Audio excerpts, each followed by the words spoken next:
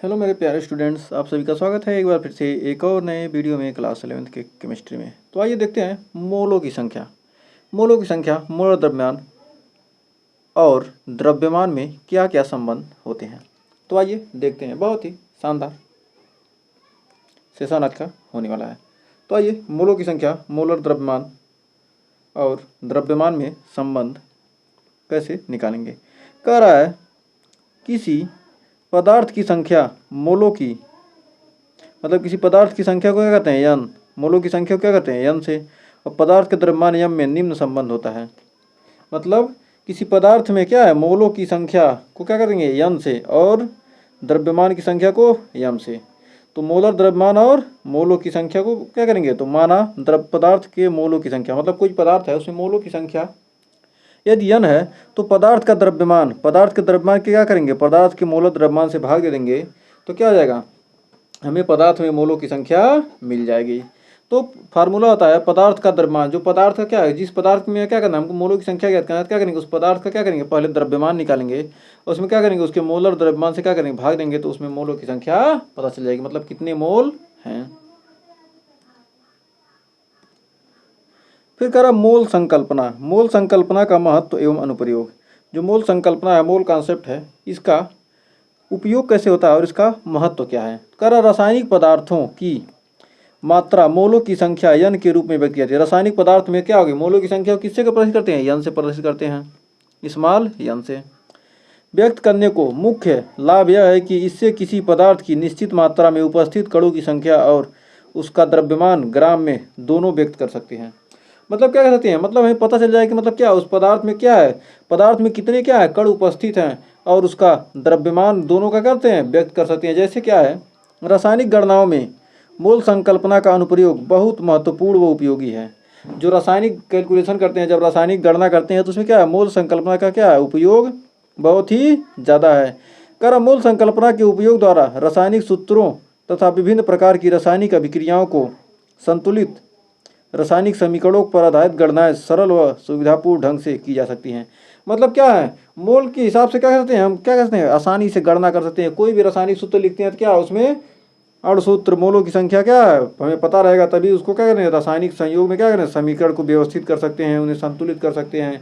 यदि मोलों की संख्या हमें पता नहीं तो क्या करेंगे, किसी भी समीकरण को क्या करते हैं, संतुलित करते हैं। देखते हैं ना, जब क्या कहता है, समीकरण को क्या कीजिए, संतुलित कीजिए, उसमें भी क्या मोल की संख्या का ही कैलकुलेशन किया जाता है, गणना किया जाता है। तो उम्मीद है यहाँ तक कोई डाउट नहीं होगा। अब कह रहा किसी भी गैस का एक मोल NTP यानी नेचुरल टेम्परेचर प्रेशर, सामान्य ताप, NTP का मतलब होता है सामान्य ताप दाब पर 22.4 लीटर आयतन घेरता है। मतलब कोई भी गैस है, गैस का क्या करेंगे, एक मोल यदि हम ले लेते हैं तो क्या होगा, सामान्य ताप दाब पर क्या करेगा, 22.4 लीटर आयतन घेरता है। 22.4 लीटर कोई चीज़ जिसमें रख देंगे उतना आयतन क्या करेगा, घेरेगा। कितना, एक मोल। कर एक मोल गैस में उसके 6.022 गुणे 10 का पावर 23 अणु उपस्थित होते हैं। एक मोल में कितने अणु होते हैं, 6.022 गुणे 10 का पावर 23 अणु उपस्थित होते हैं। और एक मोल गैस का द्रव्यमान उसके ग्राम में व्यक्त अणु भार जितना होता है। मतलब क्या, एक ग्राम में क्या है, व्यक्त अणु भार, मतलब मोलर कह रहा है गैस का क्या, एक मोल गैस का द्रव्यमान क्या होता है, जो मोल गैस ले लेते हैं उसका मोलर द्रव्यमान क्या होता है, उसमें ग्राम में व्यक्त अणुभार जितना होता है। मतलब उसको क्या करेंगे, जिसके अणुभार को क्या करेंगे, ग्राम में व्यक्त करेंगे, क्या हो जाएगा, वही उसका मोलर द्रव्यमान हो जाएगा। और गैसों के गुणों और अभिक्रियाओं से संबंधित गणनाएं करने में मोल संकल्पना बहुत उपयोगी है। ये क्या कहते हैं, गैसों के क्या कहते हैं, गुण और उनकी अभिक्रिया से संबंध में कोई भी कैलकुलेशन करना है, मतलब कैसे अभिक्रिया करेगा, किसके साथ मिलाएंगे तो कितनी अभिक्रिया करेगा। गैस का गुण मतलब क्या है, या कितने टेम्परेचर पर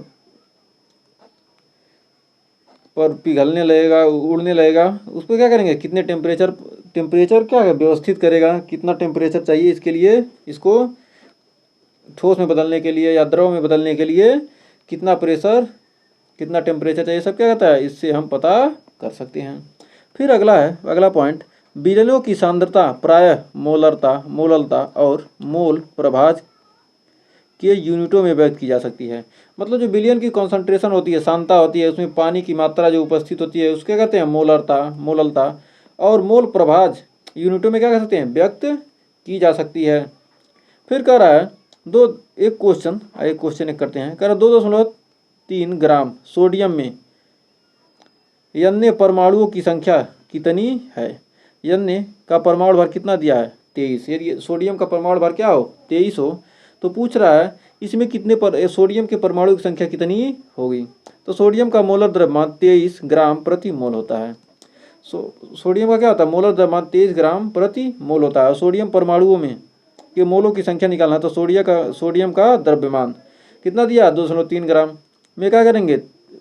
सोडियम का क्या है? मोलर द्रव्यमान, N का मोलर द्रव्यमान, Na का मोलर द्रव्यमान कितना है? 23 से भाग देंगे 2.3 में क्या होगा? 0.10 मोल। 1 मोल सोडियम में सोडियम परमाणुओं की संख्या 6.022 गुणे 10 का पावर 23 सोडियम परमाणु के बराबर होगा। तो अतः क्या करेंगे? 0.10 मोल में क्या करना? सोडियम के परमाणु की संख्या ज्ञात करना, क्या करेंगे? इतना से मल्टीप्लाई कर देंगे। 1 मोल में क्या इतना है, तो इतने मोल में क्या आ जाएंगे? इतने, तो इतने से गुणा करने क्या होगा? 6.022 गुणे 10 का पावर 22 सोडियम परमाणु, यानी 0.10 मोल में क्या होंगे? सोडियम परमाणु की संख्या कितना? 6.022 गुणे 10 का पावर 22 परमाणु होंगे। तो उम्मीद है अब आपको मोल का समझ में आ गया होगा। मोल का मतलब क्या होता है? द्रव्यमान संबंध। अब गैस का मोलर आयतन, कोई भी गैस दिया है तो उसका मोलर वॉल्यूम, वॉल्यूम मतलब आयतन, आयतन क्या होता है? जो स्थान घेरता है, जितना स्थान घेरेगा वही क्या है? उसका आयतन है। तो कह रहा सामान्य ताप और दाब NTP पर प्रत्येक गैस का 1 मोल 22.4 लीटर आयतन घेरता है। मतलब कोई भी गैस है उसका क्या है? 1 मोल क्या होता है? 22.4 लीटर क्या करेगा? आयतन घेरता है। और इस आयतन को NTP पर गैस का मोलर आयतन या ग्राम अणु आयतन कहते हैं। इसे क्या कहते हैं? 1 मोल पर 22.4 लीटर स्थान घेरेगा तो किसी क्या कहेंगे? सामान्य दाब पर क्या होता है? गैस इतना ग्राम अणु आयतन कहते हैं। गैस का क्या है? मोलर आयतन या ग्राम अणु आयतन कहते हैं। सामान्य ताप पर क्या करेंगे? गैस का ग्राम अणु आयतन या मोलर आयतन कहते हैं। एग्जाम्पल के रूप में एक लेते हैं। कर 1 मोल Cl2 71 ग्राम क्लोरीन, यानी ये Cl2 का मतलब क्या होगा? 35 × 70 यानी 71 ग्राम क्लोरीन। 1 Cl क्या होता है? 1 Cl में कितना? 35.5 ग्राम होता है। तो 2 Cl2 है, Cl2 है, तो क्या है? 35 × 70 71 ग्राम क्लोरीन गैस सामान्य दाब पर 22.4 लीटर आयतन घेरती है। और NTP पर Cl2 क्या है? क्या आ जाएगी? गैस हो जाएगी, क्लोरीन गैस हो जाएगी। कह रहा है NTP पर किसी गैस के 22.4 लीटर का द्रव्यमान उसे गैस के मोलर द्रव्यमान जितना होता है। मतलब गैस का क्या है? यदि NTP पर किसी गैस के क्या है 22.4 लीटर का द्रव्यमान कितना हो जाएगा? उसके गैस के मोलर द्रव्यमान के बराबर हो जाएगा।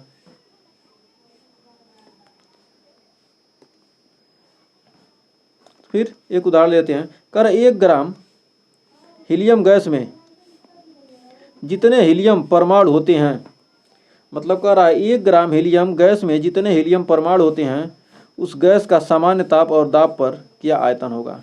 मतलब उस गैस का क्या पूछ रहा है? सामान्य ताप दाब पर कितना आयतन होगा। तो हीलियम में मोलों की संख्या, हीलियम का द्रव्यमान ग्राम में, हीलियम का द्रव्यमान कितना आ जाएगा? ग्राम में 1। और हीलियम का मोलर कितना दिया है? 1 ग्राम दिया ना द्रव्यमान। हीलियम का द्रव्यमान कितना दिया? 1 ग्राम। और हीलियम का मोलर द्रव्यमान कितना हो जाएगा? 4। 2He4 क्या लिखते हैं? 2He4, इसका परमाणु कितना होता है? 4। तो वही क्या होगा? हीलियम का मोलर द्रव्यमान कितना हो गया? 4। 4 से भाग देगा क्या? 0.25 कर 1 मोल हीलियम में हीलियम परमाणु की संख्या कितना होगा? 6.022 गुणे 10 का पावर 23 परमाणु। 1 मोल में कितने होते हैं? 6.022 गुणे 10 का पावर 23। जो कि पूछ रहा है 0.25 में, तो 0.25 से क्या करेंगे? गुणा कर देंगे तो हमको मिल जाएगा 1.50 गुणे 10 का पावर 23 परमाणु। तो उम्मीद है यहाँ भी ये क्वेश्चन आपको अच्छे से क्लियर हो गया होगा। फिर कह रहा इतने परमाणु मिल गए, तो कह रहा 1 मोल हीलियम गैस का NTP पर आयतन कितना होता है? 22.4 लीटर। 1 मोल है क्या? 22.4 लीटर। यदि इतना मोल है तो क्या करेंगे? 0.025 मोल है तो क्या करेंगे? हीलियम गैस का NTP पर सामान्य आयतन कितना होगा? 22.4 से क्या करेंगे? इसमें गुणा करेंगे 0.25 में, क्या हो जाएगा? 5.6 लीटर। तो उम्मीद है यहाँ तक भी आपको कोई डाउट नहीं होगा। अब तनुता समीकरण, डाइल्यूशन इक्वेशन।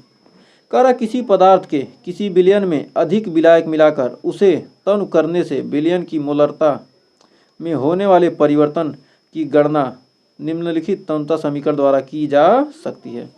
मतलब कह रहा है किसी पदार्थ को क्या करना है, तन करना है, तो उसमें क्या करेंगे, अधिक से अधिक दूसरा चीज मिला देंगे। अधिक से अधिक क्या किया जाएगा, विलायक, मतलब जो उसमें घुल जाए। अधिक से अधिक क्या किया जाए, विलायक मिला जाए, जो क्या हो उसमें घुल जाए, उस पदार्थ में क्या हो जाए, घुल जाए। और क्या हो जाए, उसे तन करने के लिए विलयन की मोलरता में होने वाला परिवर्तन, विलयन की क्या हो जाएगा, मोलरता में कुछ परिवर्तन होगा, होने वाले परिवर्तन को क्या कर सकते हैं, निम्न समीकरण से ज्ञात कर सकते हैं, जिसे क्या कहेंगे, तनुता समीकरण कहते हैं। तो कह रहा है m1v1 बराबर m2v2, तन करने से पूर्व विलयन की मोलरता और आयतन, मोलरता m1 और आयतन v1, तन करने से पहले क्या था, m1 v1 था, और तन करने के पश्चात क्या होगा, विलयन की मोलरता और आयतन क्या होगा, m2 v2 हो गया। पहले स्मॉल m1 स्मॉल v1 था, और बाद में क्या हो गया, कैपिटल m2 कैपिटल v2 हो गया। अब संख्यात्मक उदाहरण, अब क्या करेंगे, अब क्वेश्चन हल करते हैं, क्वेश्चन से आपको समझ में आ जाएगा। कह रहा 20.6 gram sodium bromine, sodium bromide यानी Br को 500 ml जल में घोला जाता है। 20.6 ग्राम क्या है, सोडियम ब्रोमाइड है, उसमें क्या करते हैं, 500 ml जल में क्या किया जाता है, घोला जाता है। प्राप्त विलयन की मोलरता क्या होगी, जो विलयन मिल रहा है उसकी मोलरता क्या होगी, सोडियम का परमाणु क्रमांक 23 और ब्रोमीन का 80। तो कह सकते हैं विलायकों की विलयन की मोलरता, विलयन की मोलरता क्या है, सोडियम ब्रोमाइड में मोलों की संख्या बटे विलयन का आयतन लीटर में। सोडियम ब्रोमाइड का क्या करना है, मोलों की संख्या निकालना, तो सोडियम ब्रोमाइड का क्या, परमाणु भार, सोडियम ब्रोमाइड का भार कितना आ जाएगा, भार हो जाएगा 20.6 ग्राम। सोडियम ब्रोमाइड का भार कितना दिया, 20.6 ग्राम। और फिर सोडियम ब्रोमाइड का मोलर द्रव्यमान, सोडियम ब्रोमाइड का 23 + 80 20 यानी 103,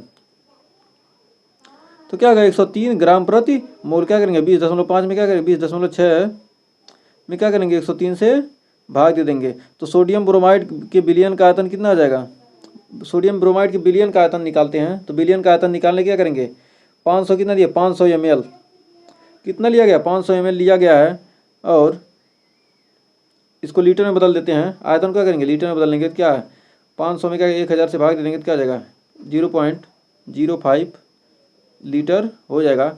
अब सोडियम ब्रोमाइड के विलयन की मोलरता, अब मोलरता निकाल लेते हैं, तो मोलरता निकालेंगे तो क्या 20.6 बटे 103 और भागा 0.50 में क्या करेंगे, तो आ जाएगा 0.4 मोल प्रति लीटर।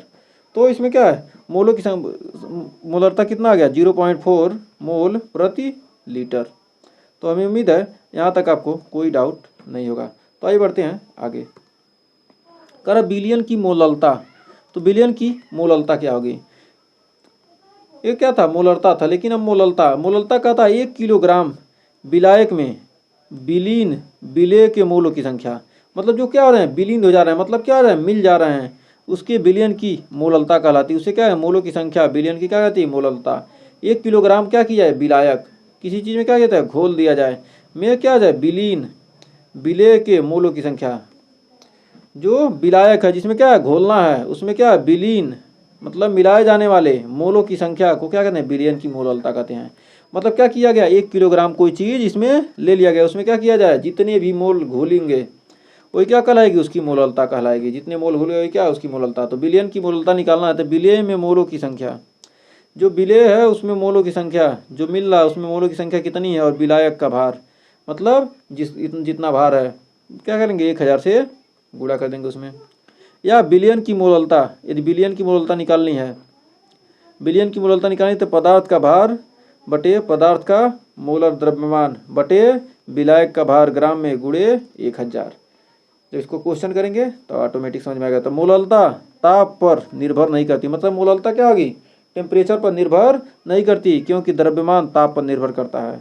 क्योंकि क्या होता है, जो द्रव्यमान है वह क्या, ताप पर निर्भर करता है। तो मोलल विलयन होता क्या है, विलायक के 1 किलोग्राम में विलेय का 1 मोल उपस्थित होने पर विलयन की विलयन को क्या कहेंगे, मोलल विलयन कहते हैं। तो क्या हो गया, विलायक के 1 किलोग्राम में क्या हो गया, विलेय का जो घुल रहा है उसका 1 मोल उपस्थित होने पर विलयन को क्या कहेंगे, मोलल विलयन कहते हैं। तो उम्मीद यहाँ तक भी कोई डाउट नहीं होगा। तो आइए बढ़ते हैं आगे। अब क्वेश्चन सॉल्व करते हैं। कर एक लवण का अणुभार 30 है, एक लवण का अणुभार 30 है, तो लवण की 3 ग्राम मात्रा 250 ग्राम जल में विलीन हो गई। जो लवण था उसका 3 ग्राम किस में मिल गया, 250 ग्राम में मिला दिया गया। 3 ग्राम को क्या किया, 250 ग्राम में मिला दिया गया। तो विलयन की मोललता क्या होगी। अब विलयन की मोललता ज्ञात करनी है, तो आइए ज्ञात करते हैं। कर विलयन की मोललता लवण के मोलों की संख्या, लवण जो है उसमें मोल की संख्या कितनी है, और जल का भार, जल के भार से भाग दे देंगे तो क्या, और 1000 से मल्टीप्लाई कर देंगे। तो लवण के मोलों की संख्या लवण का भार बटे लवण की क्या है, मोलों की संख्या पहले निकालना है। तो मोलों की संख्या दिया नहीं है, तो लवण का मोलों की संख्या ज्ञात करने के लिए क्या, लवण के भार में क्या करेंगे, लवण के अणुभार से भाग देंगे। तो लवण का भार कितना है 3, और इसका अणुभार है 30। 3 में 30 से भाग देंगे तो इतना मोल आ जाएगा। और जल का भार दिया 250 ग्राम, तो 0.1 में क्या करेंगे, 250 ग्राम से क्या करेंगे, भाग दे देंगे। तो 1000 से गुणा करेंगे तो 0.4 मोल प्रति किलोग्राम आ जाएगा। तो उम्मीद है यहाँ भी कोई डाउट नहीं होगा, और क्वेश्चन ऑटोमेटिक आपको क्लियर हो गया होगा।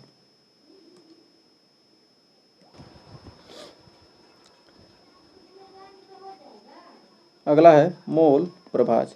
तो मोल प्रभाज होता है मोल फ्रैक्शन। कर है विलयन के किसी घटक के मोलों की संख्या और विलयन में उपस्थित उसके सभी घटकों के मोलों की कुल संख्या के अनुपात को उस घटक का क्या कहते हैं, मोल प्रभाज कहते हैं। विलयन के किसी भी घटक, मतलब विलयन का क्या है, कोई भी घटक हो उसमें क्या है, मोलों की संख्या, मतलब कोई भी क्या हो जाए घटक ले लिया जाए, इसमें क्या है, मोलों की संख्या, और विलयन में उपस्थित उसके सभी घटक, मतलब जो विलयन जो जिन जिन चीज़ों से क्या होगा मिलकर बना है, उसके सभी घटकों के जिन जिन चीज़ों से मिलकर बना है उनमें मोलों की कुल संख्या के अनुपात को उस घटक का क्या कहते हैं, मोल प्रभाज कहते हैं। यदि किसी द्विअंगी विलयन में विलेय के यन मोल और विलायक के कैपिटल यन मोल उपस्थित हैं तो विलयन में विलयन का मोल प्रभाज हो जाएगा, विलेय का जो घुल रहा है उसका मोल प्रभाज क्या हो जाएगा, विलेय में मोलों की संख्या और विलेय के मोलों की संख्या प्लस विलायक के मोलों की संख्या से क्या करेंगे, भाग देंगे। यानी विलेय का मोल प्रभाज स्मॉल एन अपान एन प्लस कैपिटल एन। यानी क्या है, विलेय के मोल एन क्या है, स्मॉल एन है, विलेय के मोलों की संख्या, जो विलेय है उसके मोलों की संख्या बटे विलेय के मोलों की संख्या प्लस विलायक के मोल की संख्या क्या करेंगे, इससे भाग दे देंगे तो क्या हो जाएगा, हमको मिल जाएगा विलेय का मोल प्रभाज। बहुत ही सिंपल सा। तो उम्मीद है यहाँ भी आपको कोई डाउट नहीं होगा। तो आइए बढ़ते हैं आगे। कर अब विलायक का मोल प्रभाज। अब विलायक है तो विलायक के मोलों की संख्या बटे विलेय के मोलों की संख्या प्लस विलायक के मोलों की संख्या। अब क्या करना है, विलायक के मोलों की संख्या निकालना है तो क्या करेंगे, विलेय के जगह पर क्या कर देंगे, विलायक कर देंगे। अब विलेय के मोलों की संख्या विलायक के मोलों की संख्या नीचे वही दोनों सेम ही रहेगा, तो क्या हो जाएगा, विलायक के मोलों की संख्या जो इसका निकालना है उसको ऊपर कर देंगे। एकदम सिंपल सा फंदा है, तो एकदम खतरनाक था ना। अब आइए बढ़ते हैं। कह रहा किसी पदार्थ के मोलों की संख्या, कोई भी पदार्थ है उसमें मोलों की संख्या निकालना है तो क्या करेंगे, पदार्थ का भार कितना है और पदार्थ का अणुभार कितना है। पदार्थ के भार में क्या करेंगे, उसके अणुभार से क्या करेंगे, भाग दे देंगे, तो आपके विलेय के मोलों की संख्या मिल जाएगी। और विलेय का मोल प्रभाज निकालना है तो स्मॉल एन अपान एन प्लस एन, या और क्या है स्मॉल एन कैसे निकालेंगे, तो डब्लू बटे एम प्लस कैपिटल डब्लू बटे एम, यही क्या है, यही सूत्र है। फिर कह रहा विलायक का मोल प्रभाज, इसमें क्या है स्मॉल एन नीचे लिख देंगे तो वही बतिया है, क्या है। अब पदार्थ के मोलों की संख्या, मोलों की संख्या क्या था, विलायक के मोलों की संख्या है, मतलब जिसका मतलब जो विलायक है जो पदार्थ है उसी के मोलों की संख्या निकालना क्या है, उसके भार में क्या करेंगे, उसके अणुभार से भाग दे देंगे। कर डब्लू विलेय का ग्राम अणुभार है, विलेय का क्या है ग्राम अणुभार, और एम विलेय का अणुभार, और डब्लू कैपिटल डब्लू विलायक का ग्राम में भार, कैपिटल एम विलायक का अणुभार। करा किसी विलयन में उपस्थित विभिन्न पदार्थों में मोल प्रभाजों का कुल योग 1 होता है। मतलब कोई विलयन है उसमें उपस्थित क्या होंगे, विभिन्न पदार्थों में मोल प्रभाजों का क्या होता है, कुल योग कितना होगा, स्मॉल एक टोटल क्या होगा, मान 1 होगा। तो देखिए यहीं पर देख लेते हैं, यहाँ पर देखिए ये क्या है, मान लीजिए स्मॉल एन बटे एन प्लस कैपिटल एन, इसको क्या करेंगे, इसमें इसको जोड़ेंगे तो क्या जोड़ेंगे, एन प्लस कैपिटल एन, हर बराबर है तो क्या हो जाएगा, N plus capital N upon small N plus capital N, इसको काटेंगे तो क्या आ जाएगा, एक ही आएगा। यही कह रहा है। तो उम्मीद है यहाँ भी आपको कोई डाउट नहीं होगा, अच्छे से कन्फर्म हो गया। तो मतलब विलेय में उपस्थित विलायक के मोल प्रभाज और क्या है विलेय के मोल प्रभाज, दोनों का योग क्या होता है, हमेशा 1 होगा। अब एग्जाम्पल देखते हैं। कह रहा यूरिया के 6% भार में से, यूरिया क्या करते हैं 6% भार से जली विलयन में यूरिया के मोल की गणना कीजिए। यूरिया का क्या कीजिए 6% भार ले लीजिए। तो यूरिया का मोल प्रभाज, तो यूरिया के मोलों की संख्या बटे यूरिया के मोलों की संख्या प्लस जल के मोलों की संख्या, मतलब जल से निकालना क्या है जली विलयन में, तो जल से निकालना क्या है जल के मोलों की संख्या। तो कह रहा यूरिया के मोलों की संख्या क्या है, यूरिया का भार 6 है और यूरिया का अणु भार कितना है 60 है। तो इससे 6 में क्या करें 60 से भाग में इतना आ जाएगा। तो यूरिया के मोलों की संख्या, अब जल के मोलों की संख्या है, जल का भार कितना है 100 - 6 बटे 18, जल का अणु भार H2 होता है और यूरिया का NH2CO NH2 होता है। तो इसका क्या आ गया 60 आ गया था यूरिया का अणु भार, और भार कितना दिया 6%, तो उसका 6% हमने क्या किया निकाल लिया। तो इतना निकल गया। अब बिलियन में यूरिया का मोल प्रभाज, अब बिलियन है उसमें क्या यूरिया का मोल प्रभाज क्या करेंगे निकालने के लिए, क्या 0 इतना से क्या करेंगे इतना भाग देंगे, इसमें दोनों जोड़ देंगे तो क्या आ जाएगा, विलय का इन दोनों को क्या करेंगे जोड़ देंगे तो क्या आ जाएगा इतना आ जाएगा। तो उम्मीद है यहाँ भी कोई आपको डाउट नहीं होगा। अब बिलियन की नॉर्मलता, अब कोई बिलियन है उसकी नॉर्मलता कैसे निकालेंगे। कह रहा बिलियन की 1 लीटर में बिलियन, मतलब कोई बिलियन है उसमें क्या किया जाए उसके 1 लीटर में घुले हुए विलय के तुल्यांकों की संख्या बिलियन की नॉर्मलता कहलाती है। कह रहा कोई बिलियन है उसके 1 लीटर में क्या है विलय के तुल्यांक, मतलब कितने तुल्यांक घुले हैं, कोई 1 लीटर बिलियन है उसमें क्या है विलय के तुल्यांक कितने तुल्यांक घुले हैं, क्या कहलाती है उसकी नॉर्मलता कहलाती है। अर्थात कह सकते हैं दूसरे भाषा में बिलियन के 1 मिलीलीटर में बिलियन विलय के मिली तुल्यांकों की संख्या को बिलियन की नॉर्मलता, या क्या 1 लीटर आयतन में विलय के तुल्यांकों की संख्या, या 1 मिलीलीटर बिलियन में विलय के मिली तुल्यांकों की संख्या, मिली तुल्यांकों की संख्या को क्या कहते हैं बिलियन की नॉर्मलता कहते हैं। तो आइए सूत्र देखते हैं। कह रहा विलय की नॉर्मलता, विलय की नॉर्मलता निकालने के लिए क्या होता है सूत्र होता है विलय के तुल्यांकों की संख्या बटे बिलियन का आयतन लीटर में, विलय के तुल्यांकों की संख्या बटे बिलियन का आयतन क्या लीटर में, या विलय के मिली तुल्यांकों की संख्या बटे बिलियन का आयतन मिलीलीटर में। तो विलय के तुल्यांक की संख्या और आयतन से भाग देंगे तो क्या हो जाएगा, आसानी से बिलियन की नॉर्मलता निकल जाएगी। एक तुल्यांक क्या होता है 1000 मिली तुल्यांक के बराबर होता है। जैसे एक एग्जाम्पल में क्या है 1000 मिली तुल्यांक,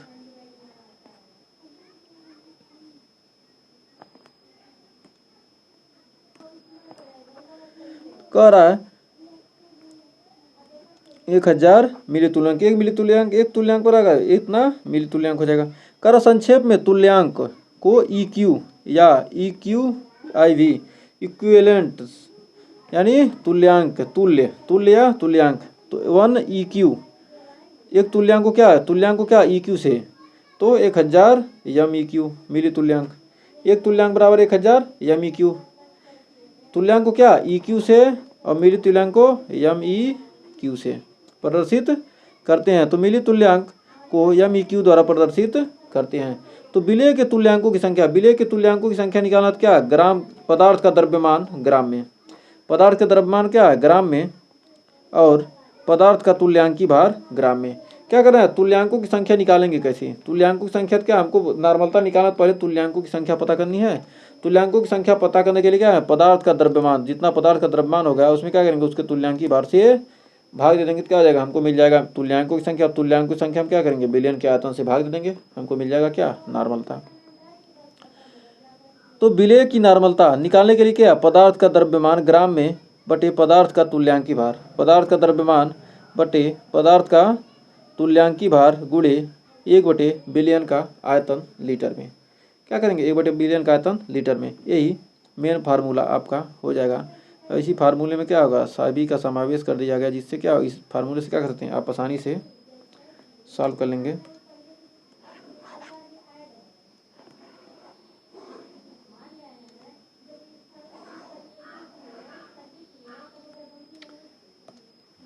यही क्या हो जाएगा यही आपका फार्मूला हो जाएगा। यहाँ से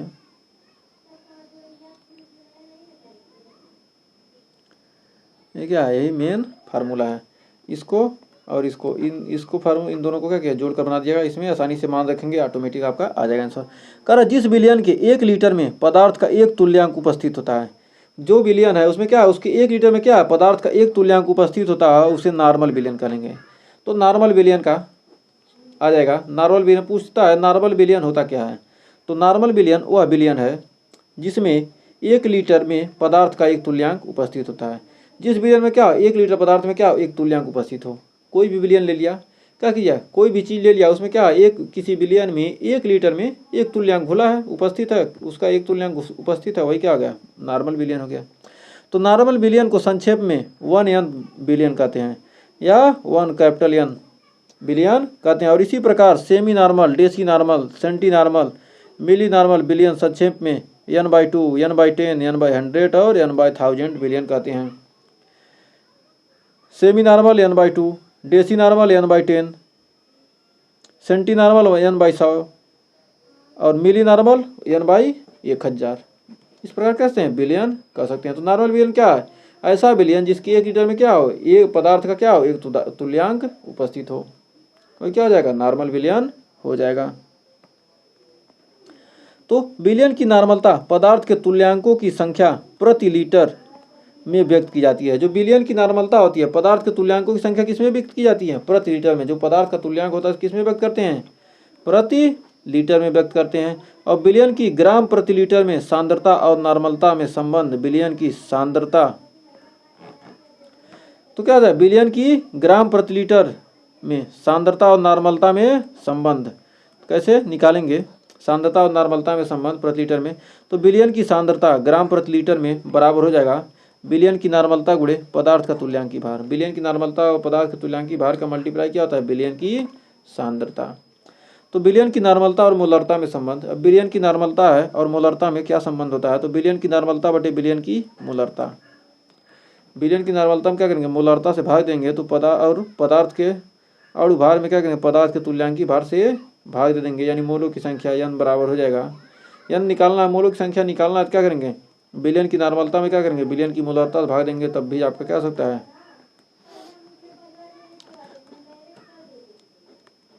एक मोलों की संख्या भी निकाल सकते हैं। तो पदार्थ का अणु भार बटे तुल्यांकी भार। तो अम्ल क्षारक अभिक्रियाओं के लिए N अम्ल की क्षारकता और क्षारक की अम्लता है। जहाँ क्या है, अतः क्या क्षारक अभिक्रियाओं के लिए, कोई भी क्षारक अभिक्रिया इसमें क्या है, N अम्ल की क्या है, क्षारकता और क्षारक की अम्लता है। और ऑक्सीकरण अपचयन अभिक्रिया के लिए N क्या है, ऑक्सीकारक या अपचायक के प्रति अणु सक्रिय तत्व की ऑक्सीकरण संख्या में हुई कुल कमी या वृद्धि है। तो जो यहाँ स्मॉल n है, यहाँ मोलों की संख्या नहीं था, तो मतलब स्मॉल n का मतलब क्या हो गया, करा अम्ल क्षारक के लिए, कोई अम्ल क्षारक है तो उसके लिए क्या है, उस अभिक्रिया के लिए क्या होता है, n अम्ल की क्या है, क्षारकता और क्षारक की क्या है, अम्लता। यहाँ पर जो n है, अम्ल की क्या है, क्षारकता और क्षारक की क्या है, अम्लता है। और ऑक्सीकरण अपचयन अभिक्रिया के लिए क्या है, n ऑक्सीकारक या अपचायक के प्रति अणु सक्रिय तत्व की क्या है, ऑक्सीकरण संख्या में हुई कुल कमी या वृद्धि है। मतलब क्या हो रहा है, ऑक्सीकरण या अपचयन के प्रति, यदि ऑक्सीकारक है या अपचायक के प्रति, कोई ऑक्सीकारक या अपचायक दिया है, तो उसके लिए क्या है, यह अणु क्या है, सक्रिय तत्व की क्या है, ऑक्सीकरण संख्या में क्या हो रहा है, जो तत्व सक्रिय है उसके क्या है, ऑक्सीकरण संख्या में क्या है, या तो कमी हो रही है या वृद्धि हो रही है। तो उम्मीद है यहाँ तक आपको कोई डाउट नहीं होगा। तो आज के लिए बस इतना ही, मिलेंगे नेक्स्ट वीडियो में इसके आगे के टॉपिक के साथ। तो वीडियो पसंद आई हो और आपने अब तक अगर वीडियो देखा हो लास्ट तक, तो वीडियो को लाइक शेयर जरूर कीजिएगा और चैनल पर पहली बार जुट किए हैं चैनल को सब्सक्राइब जरूर कीजिएगा। मिलेंगे नेक्स्ट वीडियो में, तब तक के लिए टेक केयर।